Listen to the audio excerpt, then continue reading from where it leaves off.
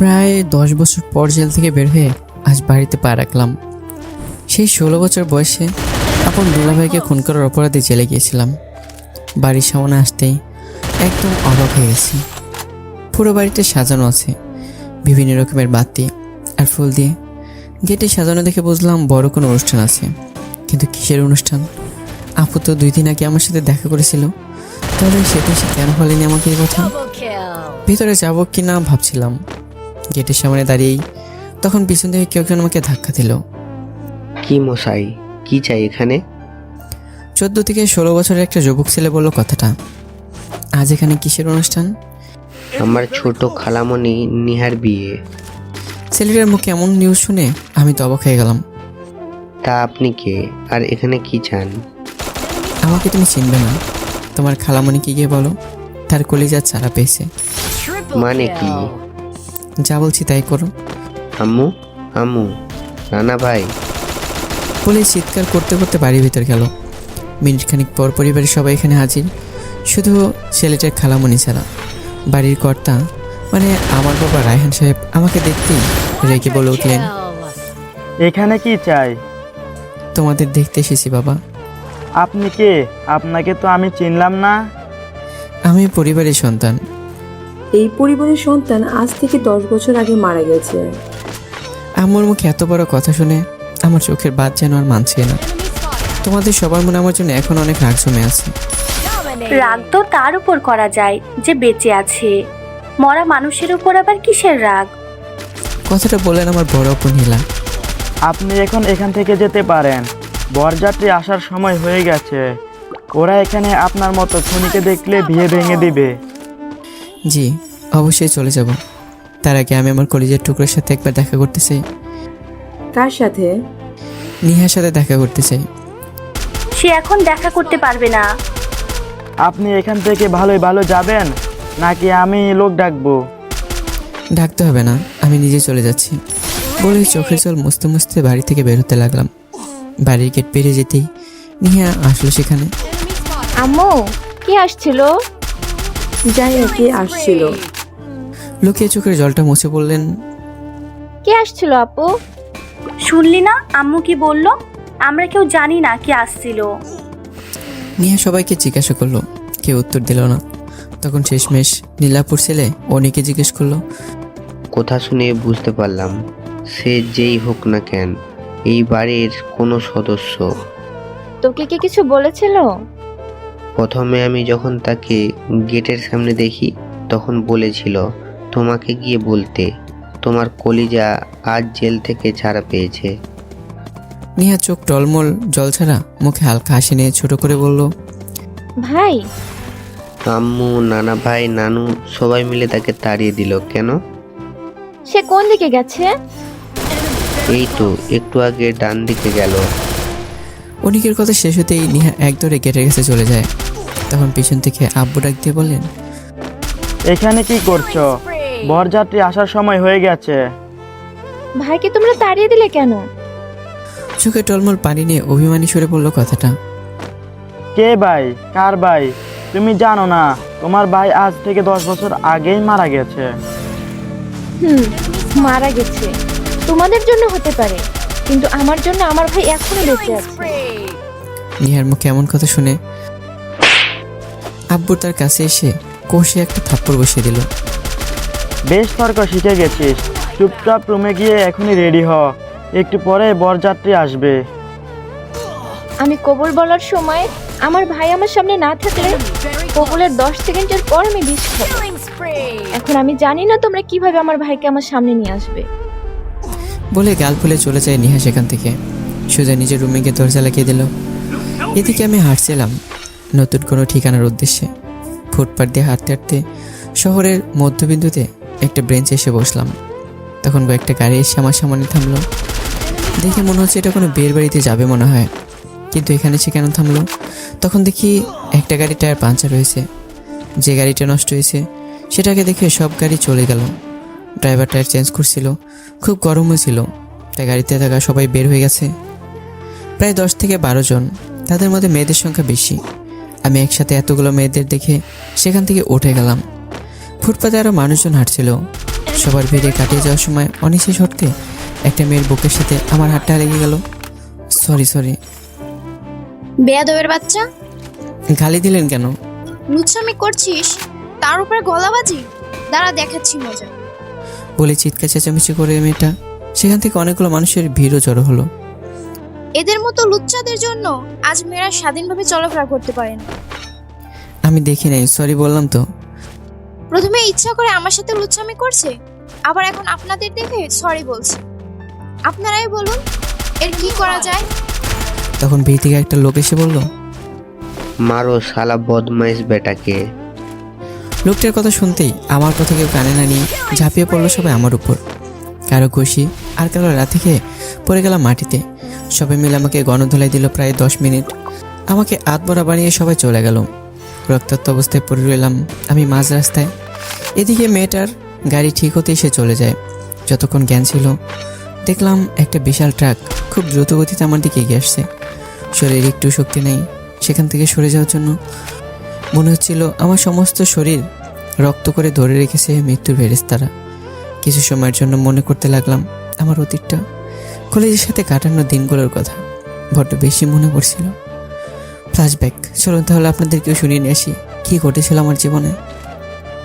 বাড়িটা মাথায় তুলে নিবি নাকি তোরা দুজন মিলে? কোথায় আর তুলে নিলাম, বাড়ি তো বাড়ির জায়গায় আছে। আচ্ছা, আমার পরিবার আমার পরিচয়টা না একটু দিয়ে আসি চলেন। আমার বড় বোনের নাম নীলা, আর তার নাম অনুসারে আমার নাম রাখা হয়েছে নিহান। আর আমার নাম অনুসারে আমার কলিজাটার নাম রাখা হয়েছে নিহা। নীলা আপু আমার থেকে 8-10 বছরের বড়। এদিকে আমি আর নিহা যমজ, কেউ কারো ছোট বা বড়ও নেই। সে কখনো আমাকে ভাই বলে, আবার কখনো নাম ধরেও ডাকে। আমিও কখনো তাকে আপু বলি, আবার কখনো নাম ধরে ডাকি। কিন্তু যতদিন জেলে ছিলাম ততদিন তাকে কলিজা বলেই ডেকেছিলাম। আমরা দুটি ভাই বোনের সব দুঃখের ইতিহাসটা একমাত্র এই জেলের 4 দেয়াল আর লোহার শিকলগুলো জানে। অনেক হলো তো কথা, এখন ফিরি কল্পনায় বা অতীতে। আপু, আজ স্কুলে যাবি না? না ভাই, যাবো না। কেন? তোকে বলবো না। তাহলে তোর কোন জামাইকে বলবি ফিতনি? ওই টিকটিকির নাতি। কি বললি? যা শুনলি তাই বললাম। গেদুনির জামাই। ভাতুরের বউ। কুত্তা। এই তোরা কি শুরু করলি? দেখো আম্মু, তোমার ছেলে আমাকে কি সব বলছে। আমি জানি না বাপু, তুই তোর আব্বুর কাছে বলিস। উনি এখনই অফিসে যাওয়ার জন্য বের হবেন। আমার কথা শেষ না হতেই ব্যাগ হাতে নিয়ে আব্বু বের হলো। নিয়ে আব্বুকে বলার আগে আমি বলে উঠলাম, দেখছ আব্বু, সামনের মাসে পরীক্ষা আর তোমার মেয়ে এখন স্কুল ফাঁকি দিচ্ছে। আম্মু, তোমার ছেলেকে সাবধান করে দাও। বাহ বাহ, ভালো কথা বলতেই হুমকি। এই পেতনিটা আবার বোন কেমনে হলো আম্মু? কুত্তা, তোরে তো আজ আমি খাইছি। একটু আসতে বললো যাতে আব্বু না শুনতে পায়। আমাদের এসব কাণ্ড দেখে আব্বু বলে উঠলেন, নিহা, তুই নাস্তা করে স্কুলে চলে যা। নিহা আজ যাবে না। কিন্তু কেন? সকাল থেকে ওর খুব জ্বর উঠেছে। কি? আমাকে আগে বলে না কেন? বলেই নিহার গালে এবং কপালে হাত দিলাম। এমা, এ তো দেখছি গা জ্বরে পুড়ে যাচ্ছে। ওষুধ খেয়েছিস কি? বাসায় ওষুধ ফুরিয়ে গেছে, আব্বু অফিস থেকে আসার সময় নিয়ে আসবে। আব্বু তো সে রাতে ফিরবে, এতক্ষণ ওষুধ না খেয়ে তুই থাকবি কি করে? এদিকে আব্বুকে নাস্তার টেবিলে নাস্তা দিয়ে আম্মু হাসছিলেন আর বলছিলেন, এই তো একটু আগে দুজনের মাঝে কি তুমুল ঝগড়া হচ্ছিল। নিহার জ্বরের কথা শুনতেই সব শেষ হয়ে গেল। তাদের ভাই বোনের ভালোবাসা দেখলে মাঝে মাঝে আমার নিজেরও হিংসা লাগে। তোমার আবার হিংসা লাগবে কেন? যে ভালোবাসা পাওয়ার কথা ছিল, আমরা দুজনের সেটা তাদের নিজেরকে মধ্যে ভাগ করে নিচ্ছে। দূর, কি যে বলো না। দেখবে ওরা আমাদেরও ভালোবাসবে বড় হলে। বোন, তোর ওষুধের নামটা বল, আমি এক্ষুনি বাজার থেকে নিয়ে আসবো। তোর ক্লাসে লেট হয়ে যাবে তো। আরে দূর, বাদ দে তো তুই ক্লাস, তুই ওষুধের নাম বল। 1 মিনিট, আমি লিখে দিচ্ছি। নিহা ওষুধের নামগুলো লিখে দেয় আর সাথে 100 টাকার একটা নোট দিল। তুই টাকা পেলি কোথায়? চিন্তা করিস না, এগুলা তোর পকেটের টাকা। মানে? সময় আসলে বলবো মানেটা কি। আচ্ছা, আমার দেরি হয়ে যাচ্ছে, এখন আসি। তাড়াতাড়ি আসবি কিন্তু। বড় রুম থেকে বেরিয়ে দেখি আব্বু চলে গেছেন। আম্মুকে বললাম, এখন আর নাস্তা করতে পারবো না, টিফিন রেডি করতে 5 মিনিট পরে সে নিয়ে যাবো আমি বলে বাজারের উদ্দেশ্যে বের হলাম। সেখানে গিয়ে বোনের ওষুধগুলো কিনলাম। বোন দিছে 100 টাকা, অথচ ওষুধের দাম হলো 150 টাকা। আমার কাছে ছিল 50 টাকা টিফিনের জন্য, সেটা দিয়ে নিহার ওষুধ কিনে নিলাম। ওষুধ বাসায় দিয়ে 10টা 50 মিনিটে ক্লাসে পৌঁছালাম। 20 মিনিট লেট, তাই ক্লাস টিচারের কাছে শুনতে হলো 200টা লেকচার। এই প্রথম লেট করেছি, তাই মারিনি। স্কুল থেকে আসার পর ফ্রেশ হয়ে যখন মোবাইলটা হাতে নিলাম, চার্জ দেখে তো আমি একদম অবাক। সেই সকাল 9টায় চার্জ দিছি, এখন বিকাল 4টা। ফোনে চার্জ হয়েছে মাত্র 3% থেকে 5% আসছে। ফোনটা গরমও হয়ে আছে, তার মানে কেউ ইউজ করছে সারাদিন। কে হতে পারে পেতনিটা ছাড়া? এক দৌড়ে চলে গেলাম নিহার রুমে। কি হয়েছে? তোর জামাইয়ের মাথা, তুই আমার ফোনে কি করছিস সারাদিন? কই কিছু না তো। আমার ফোন গরম হয়ে আছে, তুই সারাদিন ইউজ করছিস বলে। আমার বইয়ে গেছে, তোর ভাঙ্গাচোরা ফোন হাতে নেয়ার। আমার ফোন ভাঙ্গা, দাঁড়া দেখাচ্ছি কার ফোন ভাঙ্গা। বলে বোনের ফোন হাতে নিয়ে হাঁটা জানালা বাইরে নিলাম। এখান থেকে ফেলে দিলে দেখা যাবে কার ফোন ভাঙ্গা আর কার ফোন ভালো। এই না না ভাই, এমনটা করিস না ভাই প্লিজ। আগে সত্য কথা বল। আসলে সারাদিন ধরে কারেন্ট ছিল না তো, এদিকে আমার ফোনে ডাটা নাই, তাই তোর ফোনটা ইউজ করেছিলাম। কি করেছিস? তেমন কিছু না, ইউটিউবে ভিডিও দেখছিলাম আর ফেসবুকে কয়েকটা মেয়ের সাথে কথা বলেছি। আমার ফোনে তোর অ্যাকাউন্ট লগ ইন করতে গিয়ে বলছে। আমার অ্যাকাউন্ট লগ ইন করি নাই, তোর অ্যাকাউন্ট দিয়ে কথা বলেছি। নিশ্চিত তুই আমার জন্য বড়সড় কোনো বাস রেডি করছিস? আচ্ছা, কার সাথে কথা বলেছিস? বেশি না, 10টা মেয়েকে টেক্সট দিছি। কি টেক্সট দিছিস? আই লাভ ইউ বলে। নিহার কথা শুনতেই আমার চোখ দুটো বড় বড় হয়ে গেল। কত্তি ভেতনি, এটা তুই কি করলি? আমি তোর জন্য ক্লাস মিস দিয়ে ওষুধ এনে দিলাম, আর তুই কিনা আমাকে এত বড় বাস দিলি? আহারে, আমার ভাই দেখে উল্টা বুঝলো। আমি তো তোকে বাস দেইনি, তোর কাজটা সোজা করে দিলাম। তুই যে ভিতর ডিম, একটা মেয়েকেও প্রপোজ করতে পারলি না এখনো। আচ্ছা, কাদের টেক্সট দিয়েছিস? আমার সবগুলা বান্ধবীদের। তুই একটা পেতনি আর টেক্সট দিয়েছিস আরো বড় পেতনিদের? আমাকে পেতনি বলছিস, আমার বান্ধবীদের বলবি না। বলবো। তুই কি করবি? পেতনির সাথে বিয়ে দেবো। আর তোরে পাশের বাসার মটকাটার সাথে দিব। 1 মিনিট দাঁড়া, মজা দেখাচ্ছি তোরে। 1 নয় 10 মিনিট দাঁড়ামু। কি করবি তুই? এই দেখ কি করি। বলে বিছানা থেকে উঠে দিল আমার চুল ধরে টান।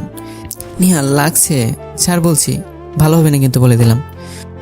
ভালো হবে না খারাপ হবে সেটা পরে দেখা যাবে। বুঝেছি, এভাবে কাজ হবে না। আম্মু, এক চিৎকার দিলাম। সারা বাড়িতে দেয়াল ছুঁড়ে রান্না করে আম্মুর কানে শব্দটা গেল। আবার ঝগড়া শুরু করে দিয়েছে মনে হয়। না আর পারি না এদের নিয়ে, আজ একটা ব্যবস্থা করতেই হবে ওদের। বলতে বলতে রান্নাঘর থেকে আম্মু রুমে আসলেন। ততক্ষণে দুজনের চুল ধরে টানটানি শুরু করে দিচ্ছি। আম্মু এসে ধমক দিতে আমি ছেড়ে দিলাম নিহাকে। এসব কি শুরু করেছিস তোরা? আমি নয়, তোমার মেয়ে শুরু করেছে। বাদরের বাচ্চা, চুপ থাক। আম্মু, আমার খুব মাথা ব্যথা করছে। দেখো, তোমার ছেলে আমার সব চুল ছিঁড়ে ফেলছে। ওর সাথে লাগতে কি বলেছে? আমি লাগি নাই, ও আমার সাথে লাগছে। না আম্মু, ও মিথ্যা বলছে, আমি লাগি নাই। তুই মিথ্যা বলছিস। দেখে নেবো তোকে। আমিও দেখে নিব। এই ফিতার এপাশে আসলে খবর আছে বলে এই ঘরের মাঝখানে একটা ফিতা দিয়ে ধ্বংস করলাম। বাইরে? আমি বাইরে গেলে কেমনে যাবো এই ফিতার উপাসে না গেলে? সেটা আমি জানি কি। ওয়েট, দেখাচ্ছি মজা। তখন তো তেমন বয়স ছিল না, দুজনেরই প্রায় 14 থেকে 15 হবে। দুজনে এক রুমে থাকি, বিছানা 2টা, ওয়াশরুম, পড়ার টেবিল আর একটা কাপড় রাখা ক্যাবিনেট। বলতে গেলে দুজনের ঘুমানোর স্থান আলাদা আর সব কিছু ছিল এক জায়গা। কিন্তু আজকে ঝগড়ার কারণে রুমটা 2 ভাগ হয়ে গেল। এখন বাকিগুলো ভাগ হবে মনে হয়। মজার বিষয়, রুম থেকে বের হওয়ার দরজা আমার অংশ হলেও ওয়াশরুম নিহার অংশ পড়েছে। একটু পর টেবিল থেকে অনেকগুলো বই এনে নিহা আমার বিছানার উপর ফেলে দিয়ে বলল, নিজের বই নিজেই সামাল দিয়ে এবার। ওকে, আমিও দেখাচ্ছি কিছু বলে আমার অংশে ঢাকা কেবিনটা খুলে নিহার সকল কাপড় বের করে তার অংশে ফ্লোরে ফেলে দিয়ে বললাম, নিজের কাপড় নিজে সামলা। কোথা কি করলি? আমার নতুন জামা ফ্লোরে ফেলে দিলি? তো তুই কি করছিলি শুনি? তুই যে আমার এতগুলো নতুন বই এত জোরে ফেলে দিলি, জানি না বই ছিঁড়ে গেছে নাকি। দাঁড়া, আমি আম্মুকে বলছি। যাই করিস না কেন, কিন্তু ওই ফিতারে পার আসলে খবর আছে। কিসের ফিতা? আচ্ছা, আজ থেকে তোর সাথে আমার কোনো সম্পর্ক নেই। তোর অংশে তুই থাকবি, আমার অংশে আমি। ওকে, ওয়াশরুমের চাবিটা কিন্তু আমার হাতে। রাতে দেখবো তুই কি করস। তোর মতো খবিস না, আমি যে রাতে বারবার ওয়াশরুমে যাবো। আমার তো চিন্তা হচ্ছে এখন তুই কেমনে বের হবি। এভাবে বলেই নিহা ফিতার কাছে আসলো, তারপর ফিতাটা একটু সরিয়ে দিয়ে দরজার কাছে নিল। এখন পারবো তো বের হতে? আমি সরিয়ে দিতে নিলে তার পারবি না। ওয়েট 1 মিনিট, ফিতাটা একটু সরিয়ে দিলে তুই ওয়াশরুমে যেতে পারবি, আর আমি বাইরে। মানলাম, কিন্তু তোর মতো একটা পেতনির সাথে থাকতে হলে চুক্তি বানাতেই হবে। রাতে বানবো। বিকেলের সাথে বসেছিলাম, তখন নিহা আসলো। এই শোন, হুম, একটু বাজারে যেতে পারবি? আমার কি কোনো কাজ নেই মনে হয়? দেখ তো, তোকে বলার চেয়ে গলির একটা কুত্তাকে বললে অনেক ভালো হতো। যা গিয়ে তোর জামাই গলির কুত্তারে বল। আমি কিন্তু এখন ঝগড়া করতে চাই না। আমি কি বলছি তোরে, আমার সাথে কথা বলতে এখানে? আল্লাহ, কেন যে এই পাগলটার সাথে কথা বলতে গেলাম। ওয়েট, এখন একটু বাস্তবে ফিরে চলেন। কোথায় আছি এখন একটু জানাই আপনাদের। আসলে আমি হসপিটালে এক বেডে পড়ে আছি। আরে মরি নাই, মরার আগে কে যেন সেখান থেকে আমাকে সরিয়ে দিয়েছিল, তারপর এখানে এনে ভর্তি করছে। এখন আমি অজ্ঞান অবস্থায় আছি। আচ্ছা তাহলে চলো না হয় দেখে আসি আমার কলেজে কোথায় কি করছে এখন। আব্বুর সাথে রাগ করে নিহা দরজা লাগিয়ে ফ্লোরে বসে কাঁদছিল আর বলছিল, ভাই কেন দিলি এমন কসম? আজ তোর জন্য আমি না পারি কিছু সইতে, আর না পারি কাউকে কিছু বলতে। সত্যি বলতে ভাই, তুই যদি না আসিস আমার বিয়েতে, আমি বিষ খেয়ে ফেলবো। বরযাত্রী আসার 1 ঘন্টা আগে সবাই সে নিহাকে বধূ বেশে সাজালো। নিহা আঁচলে বিষের শিশি বেঁধে রাখছে। কবুল পড়ার পর সামনে ভাইকে না দেখতে পেলে সে একডোকে সব গেলে নেবে। সবাই যেখানে ব্যস্ত আনন্দে, সেখানে নিহা ব্যস্ত কল্পনায় তার অতীত নিয়ে, যেখানে কেটেছিল তার কলিজের সাথে দিনগুলো। আগে আমি জবনে ছিল নিহান, আর এখন থেকে কল্পনায় শেষ অবধি আমি জবনে থাকবো নিহা। আল্লাহ, কেন যে এই পাগলের সাথে কথা বলতে গেলাম বলে নিহানের থেকে একটু দূরে এসে দাঁড়ালাম। মন খুলে ভাইকে বলতে পারছি না কথাটা। বললে অবশ্য না করবে না, কিন্তু বোন হয়ে এমন একটা কথা কেমনে বলি তাকে? এদিকে আজ স্কুলেও গেলাম না। যদি যেতাম তাহলে না হয় ফার্মেসি থেকে একটা নিয়ে আসতাম। দেখতো ভালো লাগে না, একবার লজ্জা ভেঙে বলেই ফেলি। সে তো দূরের কেউ না, আমার আপন ভাই।